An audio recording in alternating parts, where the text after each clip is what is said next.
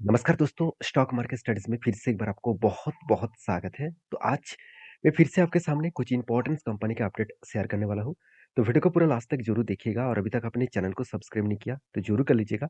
Continuously information और updates पाने के लिए चैनल के ऊपर बने रहिएगा। तो चलो देख लेते हैं कौन-सा कंपनी है इस वीडियो के अंदर। फर्स्ट जो कंपनी है उसके बारे में चर्चा करूँ, उसका नाम है आईआरएफसी, तो इंडियन रेलवे फाइनेंस कॉर्पोरेशन।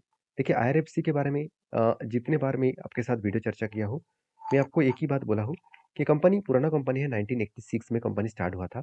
और इस कंपनी टोटली देखा जाए तो आईआरएफसी एक फाइनेंस कंपनी है, एक एनबीएफसी है, जिस एनबीएफसी के माध्यम से नॉन बैंकिंग फाइनेंशियल कंपनी है, जो टोटली रेलवे गवर्नमेंट को जितने सारे रेलवे गवर्नमेंट के अंडर जितने सारे रेलवे कंपनीज है, वो सारे कंपनीज को कंपनी क्या करते हैं, लोन देते हैं। तो उस तरीके से कंपनी बिजनेस कर रहा है। और आईआरएफसी के ऊपर एक प्लस पॉइंट जरूर है कि कंपनी के आज भी एक भी लोन डिफॉल्ट नहीं हुआ और 100% पैसा मार्केट से उठा पाते हैं। तो एक अच्छी बात है क्योंकि जितने सारे फाइनेंस कंपनी होते हैं, जितने सारे बैंक्स होते हैं, वो सारे कंपनी में ये सबसे बड़ा दिक्कत होते हैं कि उसका एनपी ज़्यादा देखने को मिलता है। एनपी ज़्यादा देखना मतलब मार्केट से वो पैसा उठा नहीं पा रहा है। सारे के सारे पैसा वो उठा नहीं पा रहा है। तो इस पॉइंट्स को आपको भूलना नहीं चाहिए कि आईआरएफसी इस पॉइंट को भी से 100% मार्केट से पैसा उठा पा रहा है। तो एक अच्छी बात है। मगर एक वीकनेस पॉइंट भी देखने को मिल सकता है। वो क्यों? क्योंकि देखिए एक राय यहाँ पे रखा गया है, एक राय यहाँ पे रखा गया है, एक ओपिनियन यहाँ पे रखा गया है कि गवर्नमेंट जो कंपनी है आईआरएफसी, वो अभी प्राइवेट कंपनी को भी लोन देने वाले हैं। अभी देखिए प्राइवेट कंपनी को लोन देगा तो एक बहुत बड़ा खतरा बने ना बने, इस कंपनी के ऊपर एक वीकनेस तो बनेगा। एक वीकनेस बनेगा मतलब क्या है कि इस कंपनी के ऊपर जब भी प्राइवेट कंपनी को लोन दिया जाएगा, तो उसका कोई गारंटी नहीं होता कि प्राइवेट कंपनी लोन को वो मिटा पाएँगे। गवर्नमेंट में एक प्लस पॉइंट क्या होता है कि लोन वो ज़रूर मिटा पाएँगे क्योंकि गवर्नमेंट खुद के पास पैसा है और साथ ही साथ पब्लिक के पास पैसा उठाकर वो सब कुछ कर सकते हैं। पब्लिक के जेब से पैसा लेकर वो गवर्नमेंट कुछ भी कर सकते हैं। तो इस तरीके से गवर्नमेंट खुद को चला लेंगे। मगर बाकी जो प्राइवेट कंपनी है, वो अगर बिज़नेस में कोई भी खतरा आए, तो वो कहाँ से पैसा उठाएँगे? तो ये एक बहुत बड़ा वीकनेस पॉइंट बन सकता है आईआरएफसी के ऊपर। तो फिर भी इस कंपनी के ऊपर कोई भी नेगेटिव पॉइंट्स नहीं है। सबसे जो इम्पोर्टेंट पॉइंट है कंपनी का कर्जा। देखिए लगातार-लगातार वो कर्जा को बढ़ाते चले जा रहे हैं। अभी 4 लाख करोड़ के आसपास कंपनी का कर्जा बन चुके हैं। तो कर्जा जितना बढ़ेगा, वो कर्जा किस बेसिस में देखिए लॉन्ग टर्म, शॉर्ट टर्म के लिए कंपनी कर्जा लिया है और लीज़ लायबिलिटी के लिए भी है। अदर्स बोरिंग्स के लिए भी कंपनी कर्जा को लेके रखा है। तो कहने का मतलब है कि कंपनी जो कर्जा लिया, क्या उस बेसिस में कंपनी प्रॉफिट भी कर रहा है? वो भी देखना चाहिए। उसके लिए आप क्वार्टरली रिजल्ट के ऊपर चाहिए। देखिए क्वार्टरली रिजल्ट के बारे में बात करूँ तो नेट प्रॉफिट जो है वो 1500 करोड़ से 1700 करोड़ बना, उससे फिर से 1500 करोड़ बना। तो नेट प्रॉफिट जो है वो एक रेंज के ऊपर है। ऐसे नहीं कि बहुत ज़्यादा ग्रोथ हो गया, बहुत कम रेंज हो गया, ऐसे बिल्कुल नहीं। कंपनी का जो प्रॉफिट मार्जिन है वो एक रेंज के हिसाब सॉरी रेंज के हिसाब से देखने को मिला।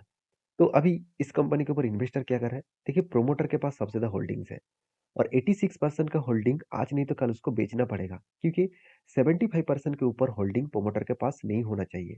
तो वो स्टेक को वो बेचेंगे तो एक अच्छा खासा करेक्शन भी देखने को मिलेगा और पब्लिक के पास एफएसडीएस के पास भी अच्छा खासा होल्डिंग्स आपको देखने को मिल जाएगा। तो कहने का मतलब है इस कंपनी के ऊपर हमेशा आपको इस बात को याद रखना है कि कंपनीज के ऊपर अच्छा खासा ग्रोथ होने का चांसेस जरूर है। जब इस कंपनी के प्रोमोटर माल बेचेंगे तो उसका डायरेक्टली फायदा इंस्टीट्यूशन उठाएगा। तो इसीलिए कंपनी के ऊपर लास्ट कुछ फ्यू डेज का डिलीवरी का परसेंटेज दिखा दूँ तो अच्छा खासा एक डिलीवरी का परसेंटेज देखने को मिलेगा। 30 to 40% के आसपास डिलीवरी का परसेंटेज आपको देखने को मिल जाएगा।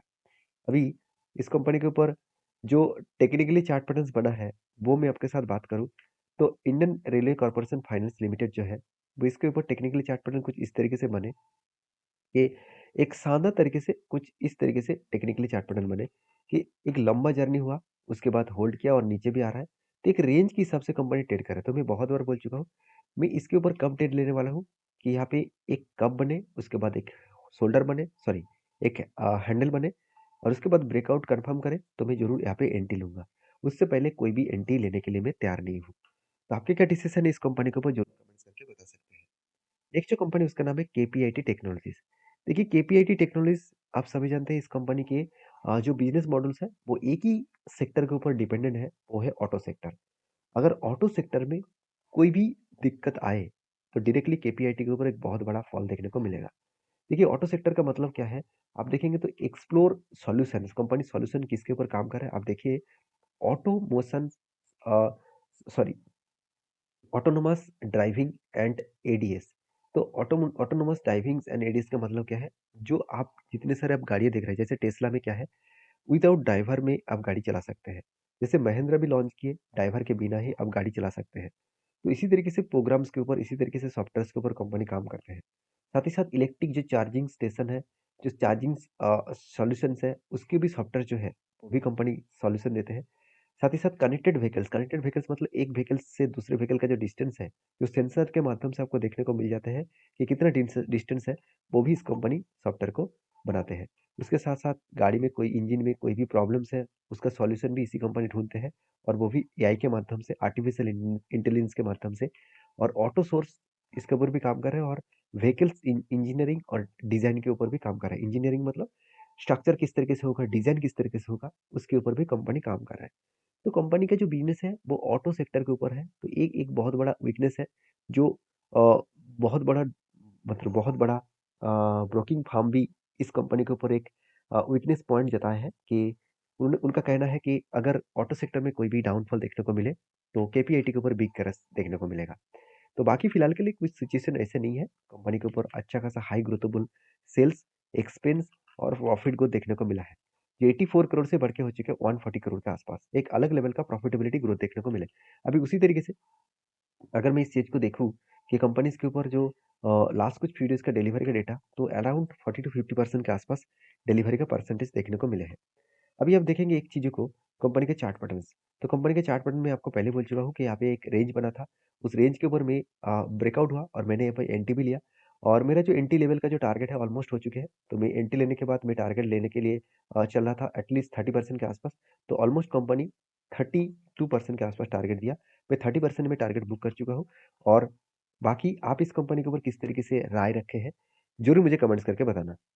नेक्स्ट जो कंपनी उसका नाम है येस बैंक। येस बैंक के बारे में चर्चा करूँ, तो कंपनी इसके ऊपर एक प्लस पॉइंट आपको जरूर दिखेगा कि येस बैंक जिस तरीके से राणा कपूर जी इस बिजनेस को चला रहे थे, तब इस कंपनी का हालत जो था आज टोटली उल्टा है। टोटली कंपनी देखिए कंटिन्यूअसली खुद का प्रॉफिट को ग्रोथ किया, सेल्स को मेंटेन किए। आप खुद ही देख लीजिए, 4,600 करोड़ से बढ़ के हो जाएगा 5,400, उसके बाद 6,700 करोड़। इसका मतलब सेल्स में लगातार इंक्रीजिंग देखने को मिले। सेल्स मतलब यहाँ पे तो कोई सेल्स नहीं हो रहा है, यहाँ पे रेवेन्यूज बढ़ रहा है, क्योंकि बैंकिंग सेक्टर में कोई सेल्स नहीं होता है। तो यहाँ पे रेवेन्यूज का ग्रोथ हो रहा है। तो उसके साथ साथ कंपनी इंटरेस्ट भी पेमेंट किए और एक्सपेंस भी कंट्रोल किया, और उस बेसिस में कंपनी का नेट प्रॉफिट भी बढ़ता हुआ देखने को मिले 14%। उसके बाद देखिए सॉरी सॉरी कंपनी के 223 करोड़, उसके बाद 160 करोड़, अभी 229 करोड़ के आसपास बन चुके हैं। एक टाइम कंपनी लॉस किया था, और उस लॉस के टाइम में आप देखेंगे तो एनपी कितना ज़्यादा था। एनपी का मतलब है नॉन परफॉर्मिंग एसेट, मतलब कंपनी जो लोन दिया कस्टमर को, वो कितना लोन उठा नहीं पाया। देखिए 5.5% के आसपास लोन उठा नहीं पा रहे थे। तो आज वो एकदम ना के बराबर हो चुके हैं, 1% के भी नीचे आ चुके हैं। तो अभी येस बैंक धीरे धीरे करके खुद को अलग लेवल में रिप्रेजेंट कर रहा है, जिसके चलते हैं कंपनी में अपकमिंग टाइम्स में एक अच्छा खासा हाई ग्रोथेबल पोटेंशियल देखने को मिल सकता है। अभी एज ए इन्वेस्टर, प्रोमोटर से लेकर, सॉरी प्रोमोटर्स तो नहीं है, प्रोमोटर पहले ही माल बेचकर भाग गया। एफएसडीएस पब्लिक के पास अच्छा खासा होल्डिंग्स आपको दिखेगा। क्यों दिखेगा? क्योंकि देखिए एफएस ने अच्छा खासा होल्डिंग्स बढ़ाया, सेल्स 8% के होल्डिंग को बढ़ा के 23% कर चुके हैं, और डीएस के पास 40-45% के आसपास होल्डिंग देखने को मिलेगा, और पब्लिक के पास भी 35% के आसपास होल्डिंग देखने को मिल जाएगा। तो कहने का मतलब है कि इस कंपनी के ऊपर जो पॉजिटिविटी है, कुछ इस कंपनी के ऊपर आपका क्या डिसीजन है, जरूर कमेंट्स करना, क्योंकि इस कंपनी के देखिए लगातार जो बोरिंग्स है वो बढ़ता चला जा रहा है। तो कोई अच्छे कंपनी, जब प्रॉफिटेबल कंपनी खुद का कर्ज को बढ़ाए, और वो भी कोई भी बैंक अच्छा खासा कर्जा लिया, और उसके बाद अच्छा खासा प्रॉफिट भी किए, एनपीए को भी कम कर रहा है, तो उस कंपनी के ऊपर फोकस होना चाहिए। तो फाइनली इस कंपनी के ऊपर एक टेक्निकली चार्ट पैटर्न बना है। तो टेक्निकली चार्ट पैटर्न किस तरीके से बना, ध्यान से देखिएगा। दो टेक्निकली चार्ट पैटर्न बना, एक बना शोल्डर कम हेड कम शोल्डर। फाइनली ब्रेकआउट यहाँ पे हुआ था, और यहाँ पे ब्रेकआउट कंफर्मेशन कर दिए। तो अभी देखिए टारगेट नजदीक है, 22% के आसपास टारगेट है। मुझे लगता है इजीली वो टारगेट अचीव कर सकते हैं, बाकी कुछ भी हो सकता है मार्केट में। दूसरा टारगेट, दूसरा एंट्री लेवल कहाँ पे बना आप देखेंगे, तो यहाँ पे एक कंटिन्यूसली बाइंग ट्रेड बना। तो कंटिन्यूसली एक बाइंग ट्रेड बना, तो यहाँ पे 3-4 कैंडल में बाइंग कैंडल बना। मैं थोड़ा सा जूम करके आपको दिखाए तो आप देखने को मिलेगा। हाँ, अभी देखिए, देखिए यहाँ पे buying candle, buying candle, buying buying, 4 buying candle में टोटल जो टारगेट है वो 39% के आसपास टारगेट बना। लोअर साइड से अगर टॉप साइड तक देखूँ तो एक रेंज बना, इसी रेंज के ऊपर टारगेट बन रहा है। तो देखिए जब भी इस नीचे लेवल को टच किया तब भी एंट्री बना, उसके बाद टारगेट कहाँ तक बन सकता है? यहाँ तक। तो उससे पहले देखिए एक बिग करेक्शन हुआ, बिग क्रैश हुआ, तो मैं इस टारगेट को ले यही इसीलिए नहीं लेकर चला हूँ क्योंकि ये जो पैटर्न्स बना वो 200 डेज़ ईएमए के ऊपर, तो इसका 200 डेज़ जो ईएमए है वो इसके नीचे है, तो इसके लिए इस पैटर्न्स को मैं फॉलो नहीं करूँगा, मैं इस पैटर्न्स को ज़रूर फॉलो करके चल रहा हूँ। बाकी आप क्या सोच रहे हैं इस कंपनी के ऊपर ज़रूर कमेंट्स करना। नेक्स्ट जो कंपनी उसका नाम है राष्ट्रीय केमिकल्स एंड फर्टिलाइजर्स लिमिटेड, जो एक राष्ट्रीय केमिकल्स कंपनी है, तो इस कंपनी के ऊपर एक बहुत बड़ा अपडेट है, वो है डिविडेंड का। कंपनी 13 तारीख को आपको ₹3.5 करके डिविडेंड देने वाला है, ₹3.70 करके डिविडेंड देने वाला है। तो जो लोग डिविडेंड पाना चाहते हैं, तो जो लोग मुझे कमेंट्स किए थे कि सर इस कंपनी का डिविडेंड कब आएगा, तो उसके लिए इस डेटा मैं आपके साथ शेयर कर रहा हूँ, तो प्लीज़ एक बार कंपनी के ऊपर आप स्टडी करके आपके खुद के डिसीजन ज़रूर लेना। तो वीडियो में अगर जानकारी अच्छा लगे तो प्लीज़ लाइक करना, दोस्तों के साथ भी शेयर करना, चैनल को भी सब्सक्राइब करना। मिलते हैं नेक्स्ट वीडियो में, तब तक के लिए अच्छे से रहिए, अपना ख्याल रखिए।